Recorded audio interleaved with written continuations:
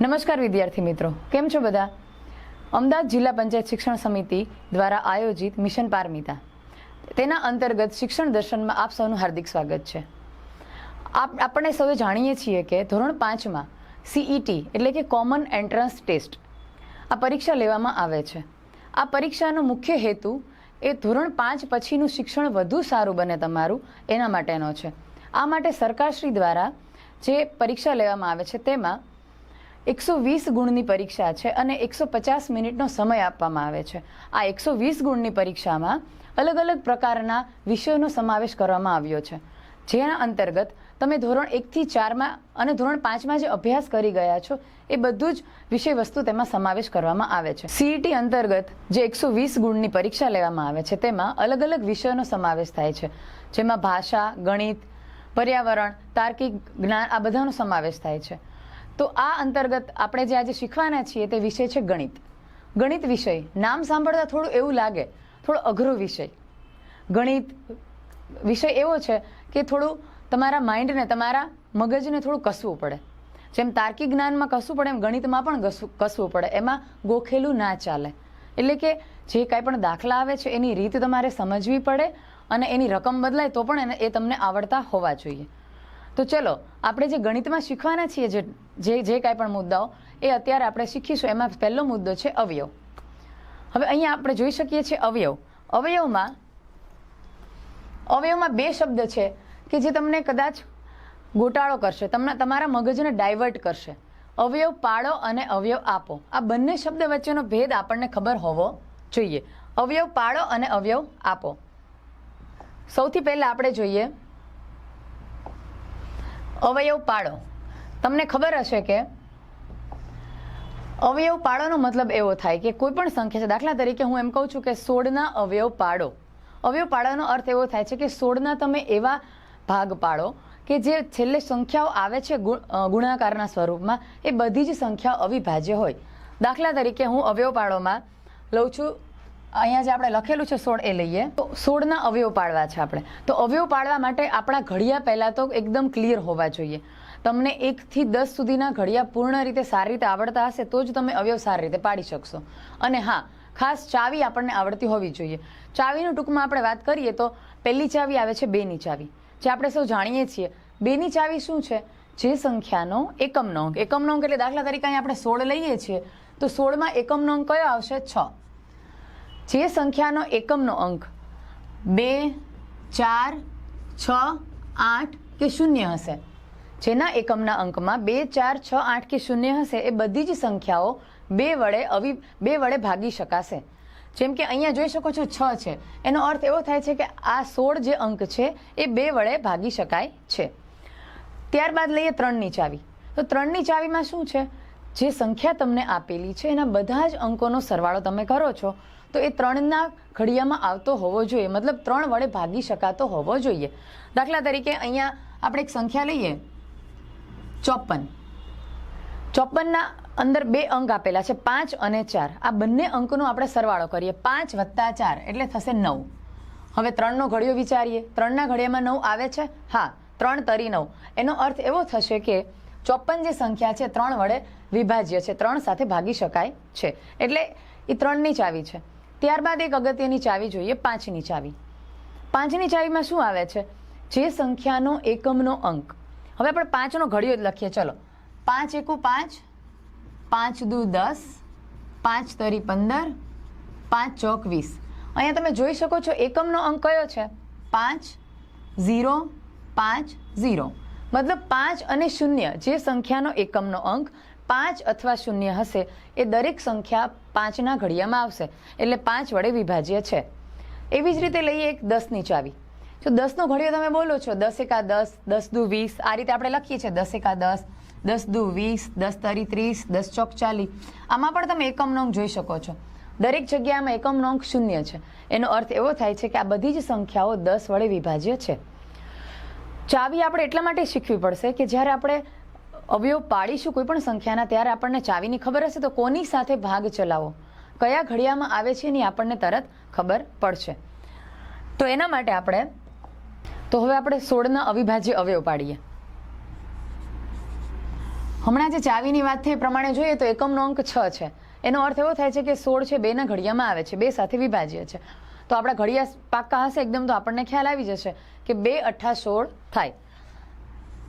2 અઠ્ઠા 16 બરાબર છે. હવે અહીંયા એકમનો અંક ફરીથી જોઈએ તો 8 આવે છે, મતલબ હજી ફરીથી 2ની ચાવી અહીંયા લાગુ કરી શકાશે. તો 8 ક્યાં આવે છે? 2ના ઘડિયામાં 2 ચોક 8. આ રીતે ભાગ આપણે પાડતા જઈશું ક્યાં સુધી? જ્યાં સુધી નીચે 1 નહીં આવે ત્યાં સુધી. ફરીથી ભાગ પાડીએ. 2 દુ 4. હવે છેલ્લે જે અંક આવે છે 2 અવિભાજ્ય સંખ્યા છે, કોઈ ઘડિયામાં આવશે નહીં, એટલે એને આપણે સીધું જ લખી દઈશું 2 એકા 2.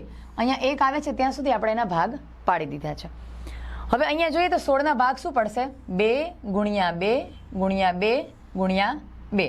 જે અહીં તમે જોઈ શકો છો 16 બરાબર 2 ગુણ્યા 2 ગુણ્યા 2 ગુણ્યા 2. આ છે 16ના અવયવ પાડો. પાડો કહે ત્યારે આપણે આ રીત અપનાવવાની છે. હવે બીજો એક શબ્દ અહીં આપેલો છે અવયવ આપો. 16ના અવયવ આપો.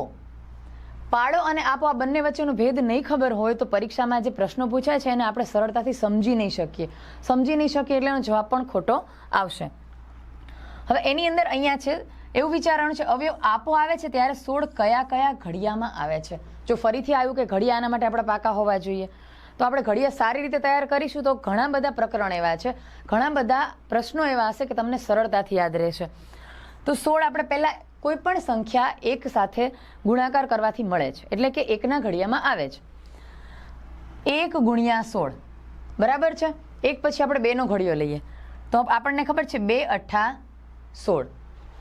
3ના ઘડિયામાં 16 આવે છે તો આપણે 3ની ચાવી વાપરીને જોઈ લઈએ કે 16 છે એના બંને અંકોનો સરવાળો કરીએ 1 વત્તા 6, 6 ને 1 7. 3ના ઘડિયામાં 7 આવતા નથી.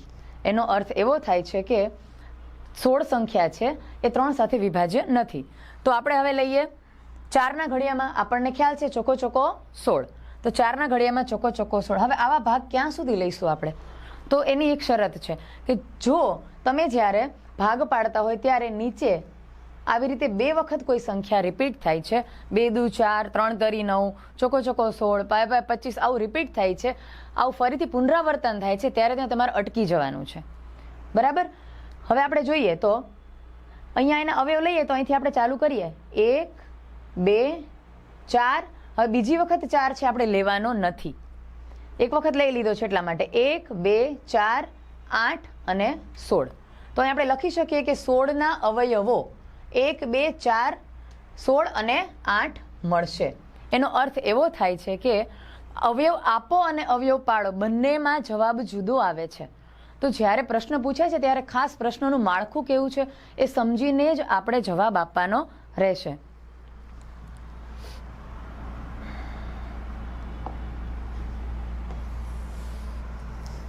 ત્યાર પછી એક શબ્દ આવે છે સામાન્ય અવયવ. સામાન્ય અવયવ પાડતા આપણને આવડી ગયા છે. સામાન્યનો અર્થ એવો થાય છે કે સરખો. શેમાં સરખો?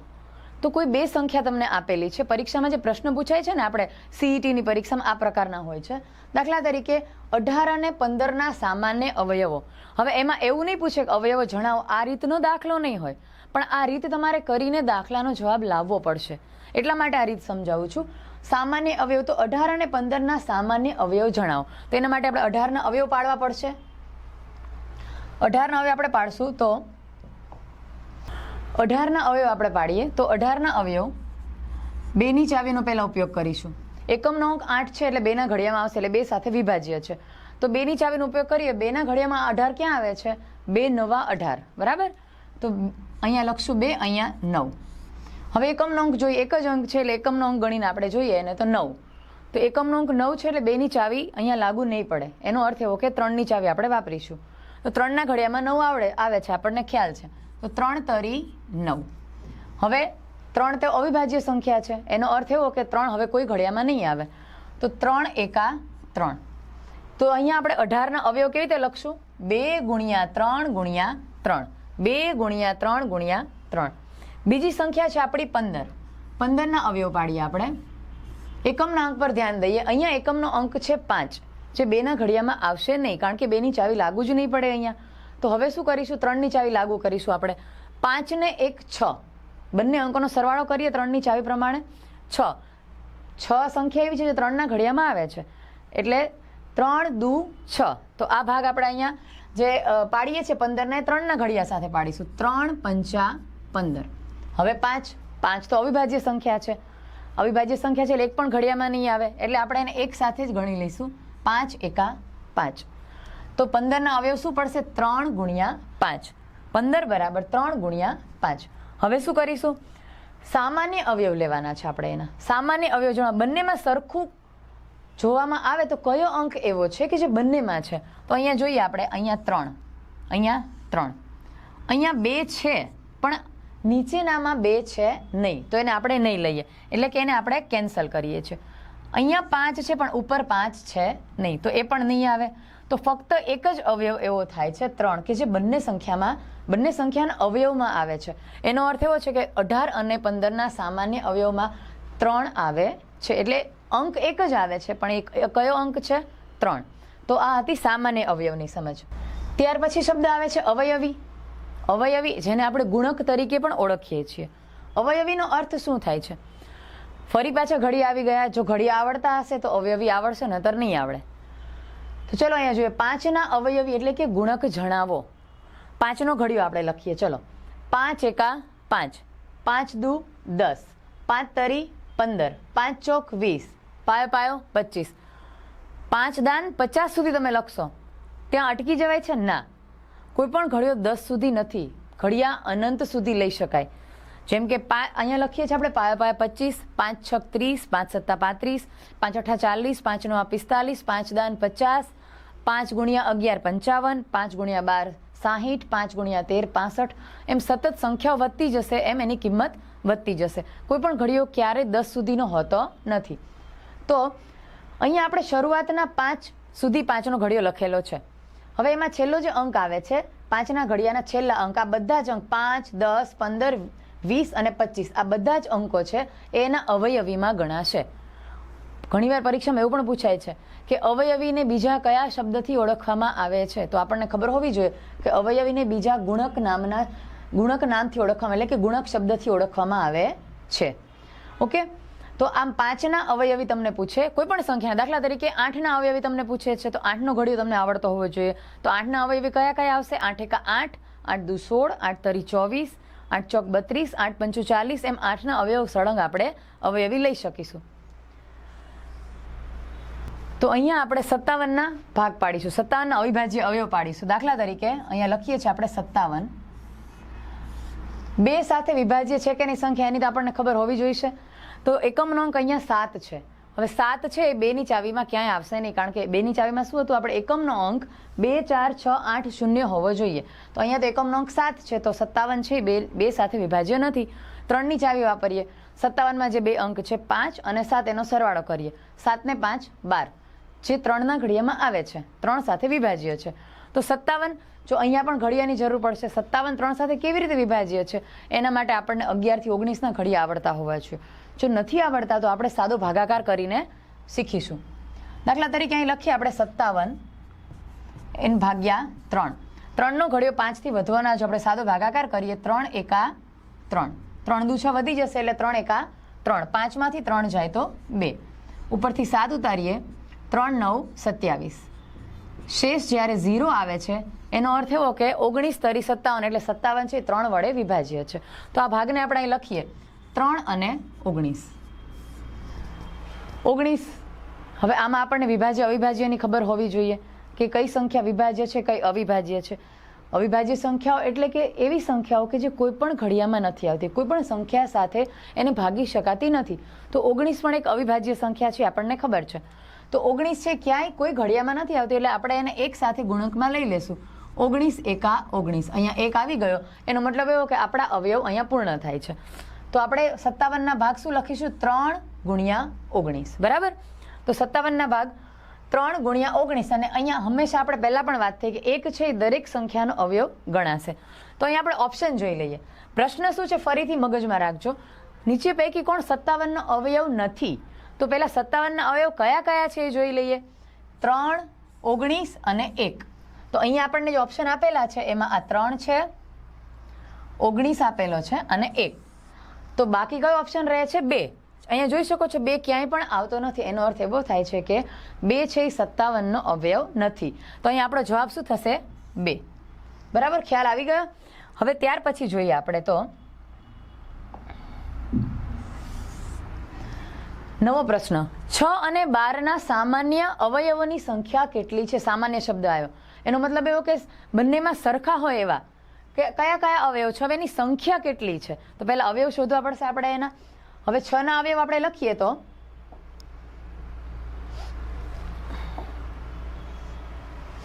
6 ના અવયવ આપણે લખીશું 2 તરી 6. ખૂબ સાદા અવયવ છે, બધાને આવડે. બરાબર, ત્યાર પછી 12ના અવયવ લખીએ. 2 દુ 4 તરી 12. હમણાં જે આમાં આપણે અવિભાજ્ય અવયવ પાડ્યા એ જ રીતે આના અવિભાજ્ય અવયવ પાડીને આપણે ચેક કરી લઈશું. 2 તરી 6, 2 દુ 4 તરી 12. બંનેમાં સામાન્ય અવયવો શોધવાના છે, એટલે સરખા અવયવો. અહીંયા 2 છે, અહીંયા પણ છે. બરાબર, અહીંયા 3 છે, અહીંયા પણ છે. હવે અહીંયા જે 2 છે, બીજો 2 અહીંયા આવતો નથી. પ્રશ્ન શું છે આપણો? 6 અને 12ના સામાન્ય અવયવોની સંખ્યા. અવયવો નથી પૂછેલા, એની સંખ્યા કેટલી છે?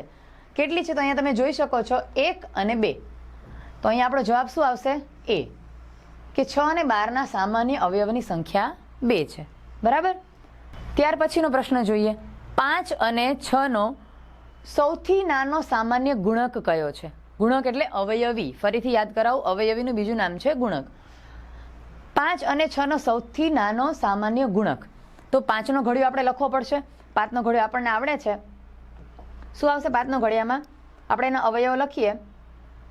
5 એકા 5, 5 દુ 10, 5 તરી 15. ફક્ત હું એના અવયવી જ લખું છું. 5 ચોક 20, પાયો પાયો 25, 5 છક 30, 5 સત્તા 35, 5 અઠ્ઠા 40. આમ એના અવયવી આવશે. 6ના અવયવી લખીએ. 6 એકા 6, 6 દુ 12, 6 તરી 18, 6 ચોક 24, 6 પંચા 30, છાયો છાયો 36, 6 સત્તા 42. આમ 6ના પણ અવયવી આવશે. હવે આમાં આપણે ચેક કરીએ કે બંનેમાં સમાન સંખ્યા કઈ આવે છે. જો આમ ધ્યાનથી તમે જોશો ને, એટલે બંનેમાં સમાન સંખ્યા આવે છે 30. સામાન્ય ગુણક બહુ બધા હોય, કોઈ પણ બે સંખ્યા વચ્ચેના, કારણ કે ઘડિયા અનંત સુધી છે, તો ગુણક પણ ઘણા બધા આવશે. પણ પ્રશ્ન એવો છે સૌથી નાનો સામાન્ય ગુણક. તો આ છે એનો સૌથી નાનો સામાન્ય ગુણક. તો આનો જવાબ શું આવશે આપણો? બી. હવે આગળનો પ્રશ્ન જોઈએ. નીચેનામાંથી કયો 30 અને 60નો સામાન્ય અવયવ નથી? ફરીથી આપણે પ્રશ્નમાં છે અને નથી શબ્દો પર ખાસ ધ્યાન આપીશું. સામાન્ય અવયવ નથી, તો 30 અને 60ના આપણે અવયવ પાડવા પડશે. આપણે 30ના અવયવ પાડીએ. 30 છે, આપણને ખ્યાલ છે એકમનો અંક 0 છે, એટલે 2 વડે વિભાજ્ય છે. 15 સાથે એને ભાગી શકાય. 15 દુ 30, જે તમે સામાન્ય ભાગાકાર કરીને જાણી શકશો. 3 પંચું 15 અને 5 એકા 5. આ 30ના અવયવ આપણે પાડી દીધા. હવે 60ના અવયવ લઈએ આપણે. કોઈ પણ વસ્તુને 2 વડે જ્યારે ભાગવી ને ત્યારે એવું વિચારી લેવાનું કે એને અડધા કરવાના છે મારે, એટલે તરત યાદ આવી જશે આપણને. જેમ કે 60 છે ને 2 વડે ભાગવા છે, તો 60ના અડધા આપણને તરત ખ્યાલ આવી જાય. 30 દુ 60. હવે 30ના આપણે ગણીએ તો કેટલા દુ 30 થાય છે? 15 દુ 30. 15 છે 2 વડે ભાગી નહીં શકાય, એને 3ના ઘડિયામાં લઈશું આપણે. 3 પંચા 15 અને 5 એકા 5. તો આના પરથી આપણે 30ના અવયવ લખીએ તો શું થશે? 2 ગુણ્યા 3 ગુણ્યા 5. એવી જ રીતે 60ના અવયવ આપણે લખીશું. 2 ગુણ્યા 2 ગુણ્યા 3 ગુણ્યા 5. હવે બધા આ 3 જે અવયવ આપણે બંનેના લખેલા છે એમાંથી કોણ કોણ સામાન્ય છે લઈએ? 2. બરાબર છે, દેખાઈ આવે છે અહીંયા 3 અને 5. પ્રશ્ન એવો છે નીચેનામાંથી કયો 30 અને 60નો સામાન્ય અવયવ નથી? નથી માટે આપણે શું કરીશું? તો આ 2 છે, 3 છે અને 5 છે. તો ઓપ્શન પહેલા જોઈ લઈએ. આપણી પાસે એક આ ઓપ્શન છે, એક આ છે, એક આ અને આ. 2, 3, 7 અને 5. 2 છે, ઓકે, 3 પણ છે અને 5 પણ છે, પણ કયો નથી એ શબ્દ છે. એટલે જવાબ આપણો શું આવશે? 7. 7 છે એ 30 અને 60ના સામાન્ય અવયવમાં આવશે નહીં. તો આના ઉપરથી આપણને અવયવ અને અવયવીનો સરળતાથી ખ્યાલ આવે છે. બરાબર. એવી જ રીતે 4 અને 6નો સામાન્ય અવયવી. તો 4 અને 6નો આપણે ઘડિયો બોલીએ તો 4નો ઘડિયો બોલીએ તો 4ના ઘડિયામાં 4 એકા 4, 4 દુ 8, 4 તરી 12, ચોકો ચોકો 16, 4 પંચા 20, 4 છક 24, એમ ક્રમમાં આવતા જશે અવયવ. 4 છક 24, 4 સત્તા 28, 4 અઠ્ઠા 32, 4 નવા 36. આગળ પણ હજુ વધારે આવશે. 6 ના અવયવ લખીએ. 6 એકા 6, 6 દુ 12, 6 તરી 18, 6 ચોક 24, 6 પંચા 30, 6 છાયો 36. હજુ પણ આગળ આવશે. આ બંને લાઈનમાંથી આપણે જોવાનું છે કે કયા અવયવ બંને લાઈનમાં છે. 4 અહીંયા નથી, 8 નથી, 12 આવે છે, હા, 16 અહીંયા નથી, 20 પણ નથી, 24 આવે છે.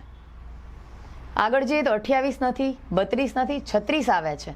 એનો અર્થ એવો કે 4 અને 6 ના સામાન્ય અવયવી હાલ આપણી પાસે જે આપણે લખેલા છે એમાંથી 12, 24 અને 36 આ 3 બતાવે છે. આપણે ઓપ્શન જોઈ લઈએ. 12 છે આપણી પાસે, 24 છે અને 36 છે. કયો ઓપ્શન નથી આપણી પાસે આમાં આપેલું છે એમાંથી? તો કે 18 એવી સંખ્યા છે કે જે આ 6 ના અવયવીમાં આવે છે પણ 4 ના અવયવીમાં આવશે નહીં. એનો અર્થ એવો કે 18 છે એ 4 અને 6 ના સામાન્ય અવયવીમાં આવશે નહીં.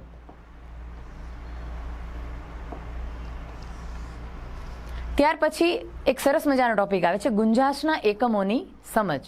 એની રમત છે. હવે ગુંજાશ એટલે શું? કોઈ પણ વસ્તુ છે કેટલી સમાય છે, કેટલી લાંબી છે, કેટલી ટૂંકી છે, એને ગુંજાશ કહેવામાં આવે છે. એના એકમોની સમજ પહેલાં આપણે આટલી લઈ લઈએ તો આપણે એના દાખલા કરી શકીશું. જેમ કે કિલોમીટર, મીટર, આ શેના એકમ છે? અંતરના. તો એને આપણે જોઈએ તો 1 કિલોમીટર એટલે 1000 મીટર, આ અંતરનો એકમ છે. આ બધું જ તમારે યાદ રાખવું પડશે કારણ કે આના પરથી જ તમે આગળની ગણતરી કરી શકશો. 1 મીટર એટલે 100 સેન્ટીમીટર. અહીંયા સૌથી મોટો એકમ કિલોમીટર આપેલો છે, ત્યાર પછી મીટર આપેલો છે, ત્યાર પછી સેન્ટીમીટર છે, સેન્ટીમીટર પછી મિલીમીટર, એમ ઘટતા ક્રમમાં એકમો આપેલા છે. ત્યાર પછી વજનનો એકમ આપેલો છે કિલોગ્રામ. 1 કિલોગ્રામ એટલે 1000 ગ્રામ. આ બધા જ વ્યવહારિક જીવનમાં તમે વાપરો છો બધા જ એકમ છે એટલે તમને સરળતાથી યાદ રહી શકે. 1 રૂપિયો એટલે 100 પૈસા, આ પણ તમને ખબર હશે. તો આ ત્રણેય જે ગુંજાશના એકમો છે એને આધારિત પણ દાખલા તમારે આવશે પરીક્ષામાં, તો એની એક આપણે સમજ લઈ લઈએ. દાખલા તરીકે પેન્સિલની લંબાઈ કયા એકમમાં માપશો? હવે આપણા કંપાસ બોક્સમાં પેન્સિલ હોય છે, એને કયા એકમમાં માપીશું આપણે? સામાન્ય રીતે પેન્સિલ છે એ આપણા કંપાસ બોક્સમાં સમાઈ જાય એવડી હોય છે. તો આપણને ખ્યાલ આવી જાય કે એને આપણે મીટરમાં ના માપી શકીએ, બરાબર? મીટર એટલે તો બહુ થોડું એના કરતાં મોટું માપ થાય.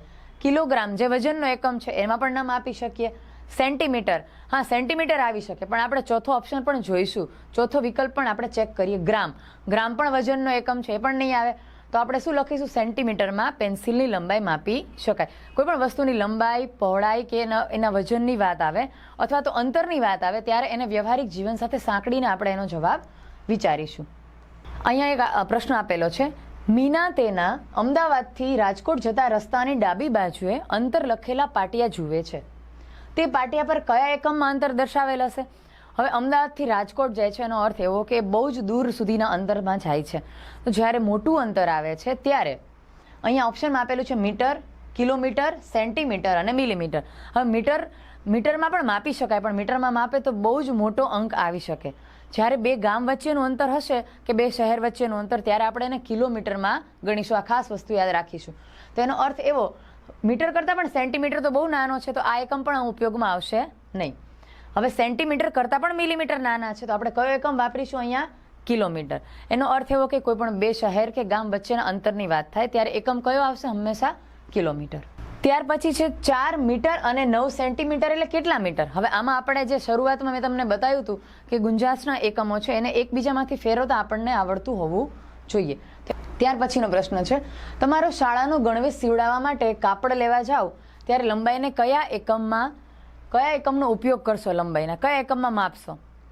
શાળાનો ગણવેશ એટલે આપણા એક જોડી કપડાં સીવડાવવા હોય તો એનું કપડું છે એ ક્યારેય સેન્ટીમીટરમાં, હા, માપી શકાય. એકમ નાનો છે એટલે માપી શકાય પણ એના માટે બહુ મોટો અંક આવશે. તો અનુકૂળતા કયા એકમમાં રહેશે આપણને? સેન્ટીમીટરમાં નહીં, કિલોમીટર. કિલોમીટર એટલે તો બહુ જ લાંબુ અંતર થાય તો એમાં પણ આપણે નહીં લઈએ. મિલીમીટર એટલે ખૂબ નાનું માપ થઈ જશે. જ્યારે કપડાની લંબાઈની વાત આવે ત્યારે આપણે મીટર એકમનો ઉપયોગ કરીશું. એટલે કે શાળાનો ગણવેશ સીવડાવવા માટેનું કપડું લેવા જઈએ ત્યારે આપણે લંબાઈ શેમાં માપીશું? મીટર એકમમાં માપીશું. તમારા કંપાસ બોક્સમાં રહેલી માપપટ્ટીમાં 1 સેન્ટીમીટરથી 2 સેન્ટીમીટરની વચ્ચેના કાપા કયા એકમ દર્શાવે છે? આપણને ખબર છે કે કંપાસ બોક્સમાં કે કોઈ પણ ફૂટપટ્ટી તમે લઈ લો છો, માપપટ્ટી 0 થી 1, 1 થી 2, 2 થી 3 એમ 15 સેન્ટીમીટર સુધીની હોય છે. તેમાં બે જે અંક છે એની વચ્ચે તમને 10 ભાગ થયેલા જોવા મળશે, નાના નાના કાપા જોવા મળશે. તો આ કાપા છે એ કયો એકમ દર્શાવે છે એની વાત છે. હવે અહીંયા પ્રશ્નમાં જ આવી ગયું છે કે 1 સેન્ટીમીટરથી 2 સેન્ટીમીટરની વચ્ચે, એટલે સેન્ટીમીટર તો આવશે જ નહીં આપણે, બરાબર. એટલે સેન્ટીમીટર તો આપણે કેન્સલ કરીએ. મીટર તો બહુ મોટું માપ થઈ ગયું. આપણે 2 સેન્ટીમીટરની વચ્ચેની વાત કરવાની છે. કિલોમીટર તો એનાથી પણ મોટું માપ છે. તો આપણે અહીંયા છેલ્લો ઓપ્શન છે મિલીમીટર. તો આપણે ખાસ યાદ રાખીશું કે 2 સેન્ટીમીટર વચ્ચેના જે નાના નાના માપ છે અને સેન્ટીમીટરથી નાનો એકમ છે મિલીમીટર, એમાં દર્શાવવામાં આવે છે.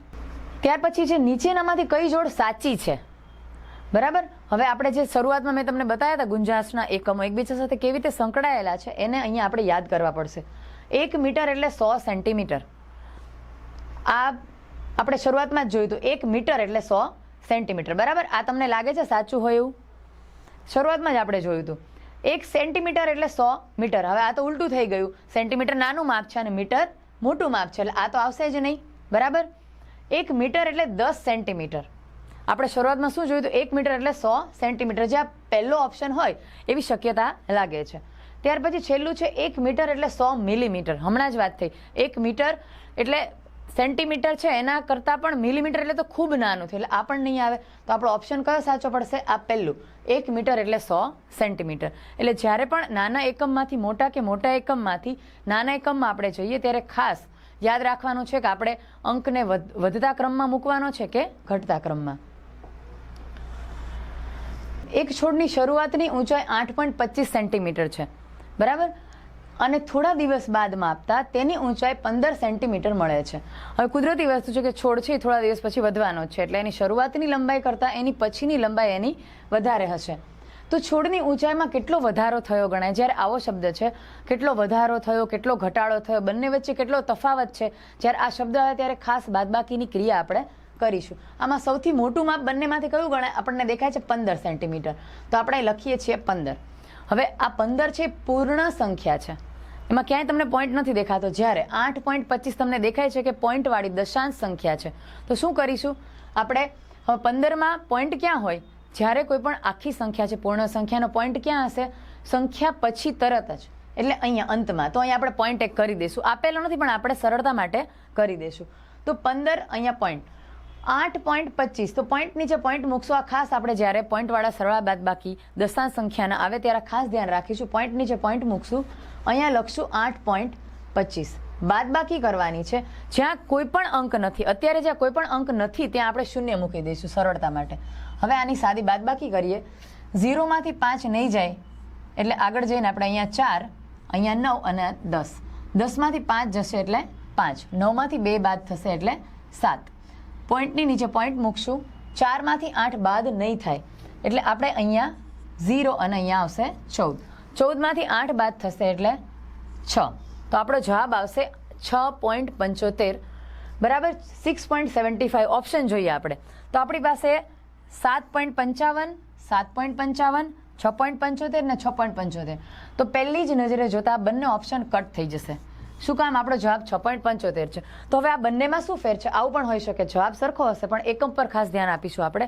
અહીંયા સેન્ટીમીટર છે ને અહીંયા મીટર છે. તો આપણી રકમમાં આપણે જોઈ લઈએ તો અહીંયા સેન્ટીમીટર છે પ્રશ્નમાં, તો આપણો જવાબ પણ શું આવશે? 6.75 સેન્ટીમીટર. તો આજે આપણે જે શીખ્યા, જે કાંઈ પણ મુદ્દા શીખ્યા એના વિશે આપણે તમને ટૂંકમાં વાત કરી દઉં તો આપણે અવયવ શીખ્યા, આજે અવયવી શીખ્યા અને ગુંજાશના એકમો શીખ્યા. એક એકમમાંથી બીજા એકમમાં ફેરવવામાં કઈ રીતે રીત અપનાવવાની છે, અવયવી કઈ રીતે શોધવાના છે, સામાન્ય અવયવ અને સામાન્ય અવયવી કઈ રીતે શોધવાના છે એ આપણે શીખ્યા. આશા રાખું છું કે તમે પણ આ જેટલા પણ મુદ્દા છે ગણિતના એની પ્રેક્ટિસ કરીને, વધારે પ્રશ્નો સોલ્વ કરીને તમારા જે CETના જે પ્રશ્નના જવાબ છે ને સારી રીતે અને સાચી રીતે આપશો એવી આશા સાથે નમસ્કાર.